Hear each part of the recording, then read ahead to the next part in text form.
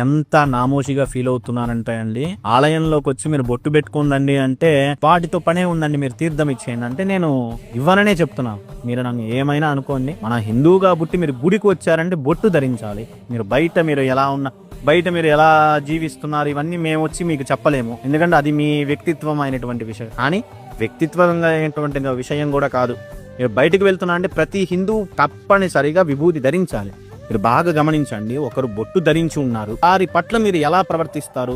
ఒక బొట్టు ధరించుకున్నా ఉంటారు, వారి పట్ల మీరు ఎలా ప్రవర్తిస్తారు? జస్ట్ మీరు ఎక్కడైనా మీరు అనుభవించి చెప్పండి. అరే అంటే వాళ్ళ దగ్గర మనం ఎలాంటి పరిభాష ప్రయోగం చేసినా బొట్టు లేని వాడి దగ్గర చేసేటువంటి పద ప్రయోగానికి, బొట్టు పెట్టుకున్న వాడి దగ్గర చేసేటువంటి పద ప్రయోగానికి చాలా భిన్నమైనటువంటి వ్యత్యాసం ఉంటుంది. ఎందుకు? అదే దైవారాధన, అదే భగవతానుగ్రహం. అంటే ఎప్పుడైతే మన యొక్క ధార్మికమైనటువంటి విషయాలు మనం క్రమంగా పాటిస్తామో ఎదుటి వాళ్ళు కూడా మనల్ని ఏమన్నా ప్రశ్న చేసేదానికి కూడా వాళ్ళు భయపడతారు. ఎందుకు అంటే అరే వీడు నిత్యం భగవంతుని ఆరాధన చేస్తున్నారా, వీడిని మనం ఏమన్నా తప్పుగా అంటే మనం దేవుడు ఏమన్నా శిక్షిస్తాడేమో అనేటువంటి భయం. ఎందుకంటే వాడి ధర్మం వాడు సమగ్రవంతంగా చేస్తున్నాడు కదా, నువ్వు చేయకుండా ఉన్నావు కాబట్టి నువ్వు భయపడుతున్నావు.